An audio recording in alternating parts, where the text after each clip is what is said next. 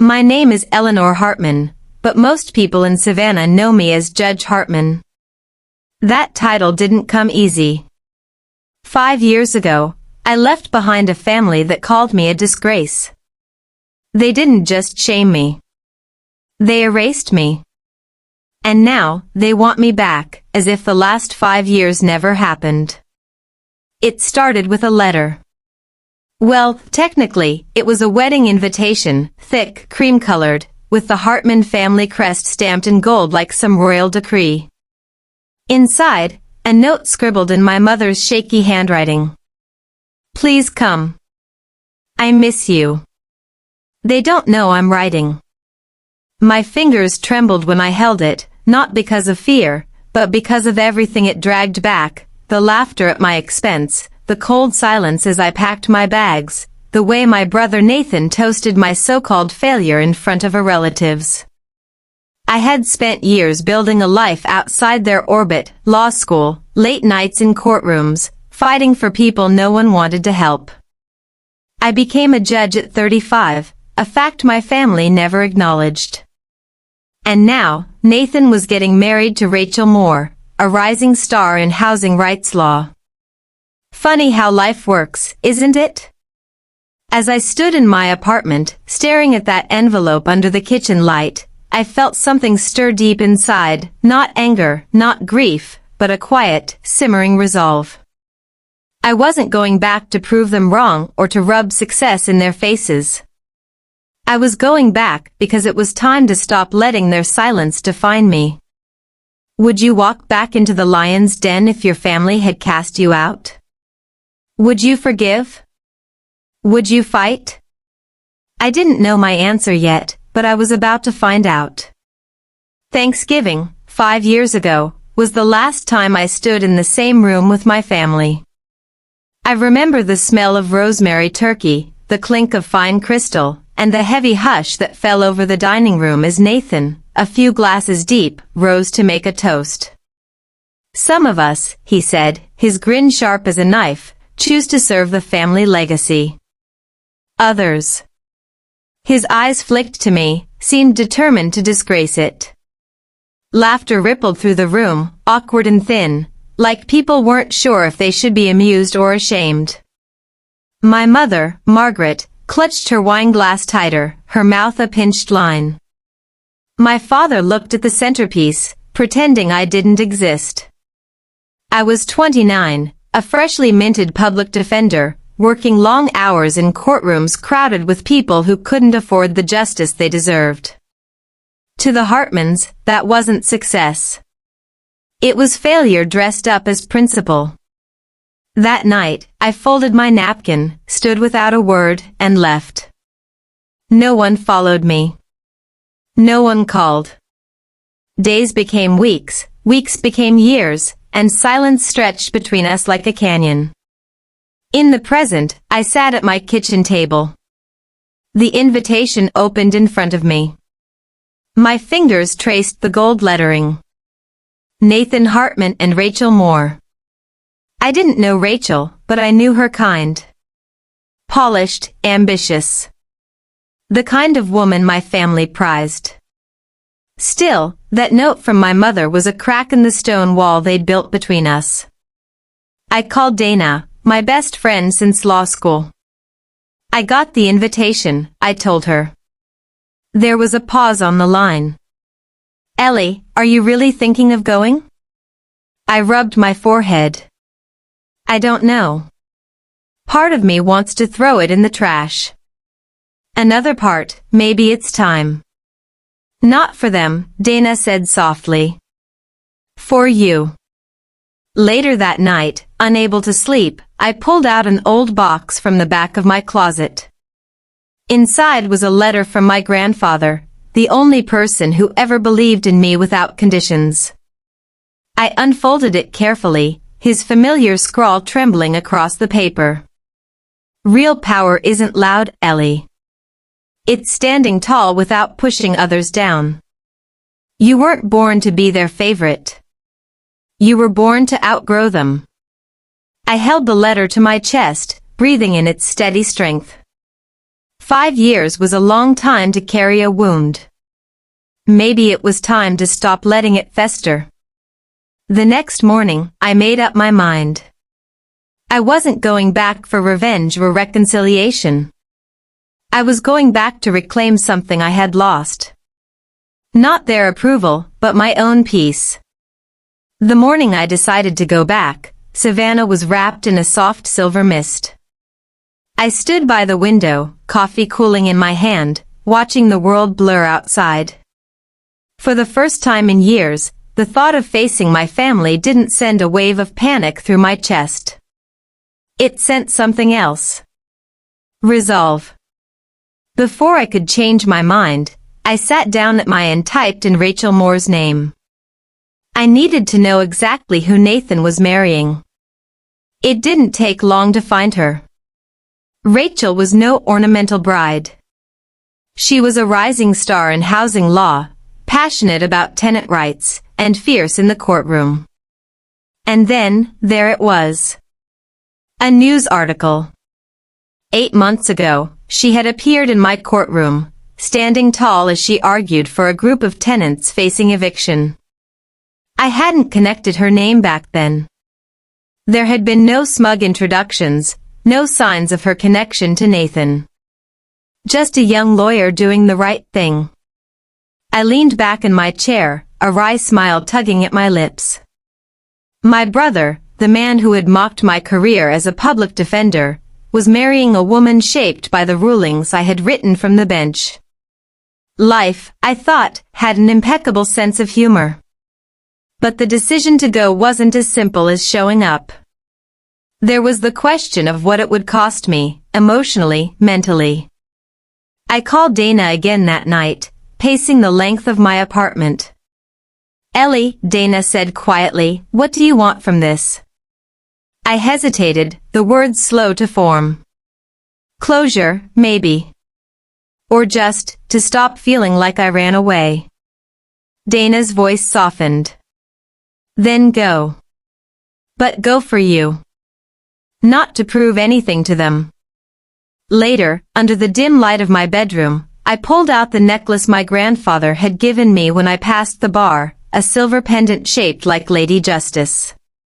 I fastened it around my neck, feeling its familiar weight settle against my skin. It wasn't a weapon. It was a reminder.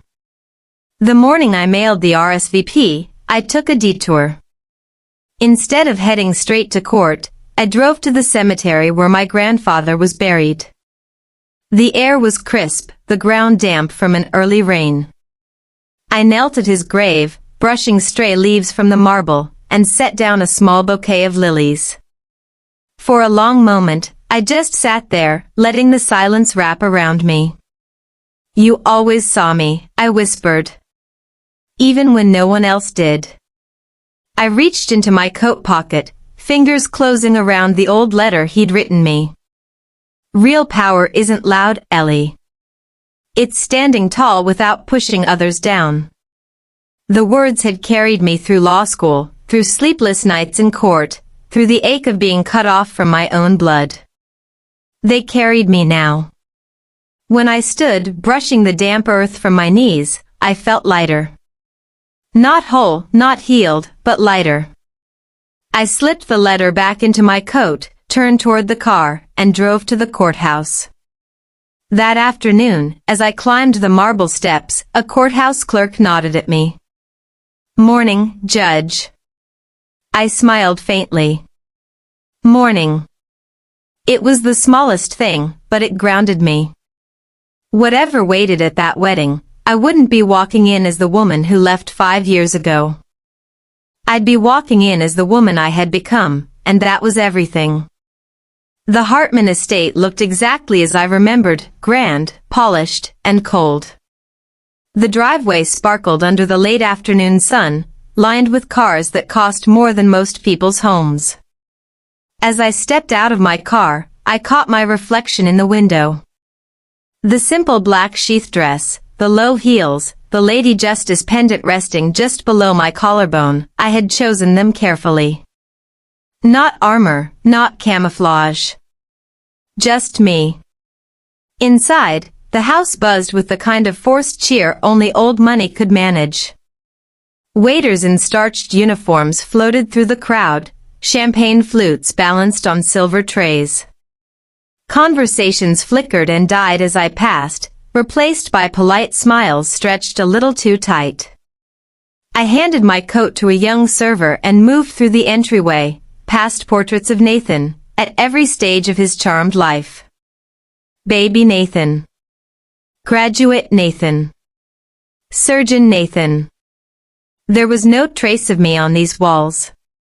In the side parlor, I overheard whispers. She actually came? I heard she's just a traffic judge. Well, it's not like she's doing real work. I felt the words brush against me, sharp as thorns, but I didn't flinch. Not anymore. The main ballroom was a study in overindulgence. Garish floral arrangements, towers of champagne, a jazz quartet playing softly near the fireplace. I found my seat, tucked between two distant cousins, who avoided eye contact. Across the room, Nathan held court, a glass of whiskey in hand, his arm around Rachel. She looked radiant, but something in her eyes flickered, a shadow beneath the smile. A delicate chime rang out as a server tapped his glass. Nathan raised his drink. "Thank you all for being here," he began, his voice warm, smooth, and practiced. "It means the world to Rachel and me to have family gathered, celebrating the future of the Hartman name." A ripple of polite applause, Nathan's gaze swept the room, and paused, just for a second, on me. "We're grateful," he continued, "for all kinds of success stories, even the unconventional ones." Another ripple, this time laced with sharp-edged laughter. I took a slow breath, felt the cool metal of the pendant at my throat, and stood. The room quieted. All eyes turned. I walked to the grand piano and set down a simple manila folder. With careful, deliberate movements, I opened it. Headlines gleamed under the chandelier light. Awards for judicial excellence. Articles on housing reform. Letters of commendation from the state bar. My name printed over and over, in places Nathan could never erase. I picked up one letter, unfolded it slowly, and read aloud. "For outstanding service in judicial equity and commitment to public interest law." My voice didn't waver. The room was so quiet, I could hear the click of a camera shutter somewhere near the back. I let the silence bloom, then set the letter down. "Funny," I said lightly. For someone who supposedly couldn't handle life, I seemed to have kept rather busy. A murmur swept through the crowd. Nathan's face paled. For the first time all evening, his perfect smile faltered. But it wasn't Nathan I was watching. It was Rachel. Her eyes flicked between me and the documents, confusion shifting into recognition, then hardening into something sharp and clear. Slowly, deliberately, she slipped the engagement ring from her finger. The room seemed to inhale at once. "You lied," she said, not loudly, but with a quiet surgical precision that cut deeper than any scream. Nathan opened his mouth, but no sound came. Rachel set the ring on the piano and turned to me. For one long heartbeat our eyes met. "Thank you," she said softly.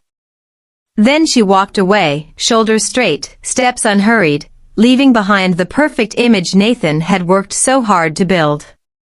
I stood there a moment longer, feeling the weight of 1,000 unspoken things settle into the quiet.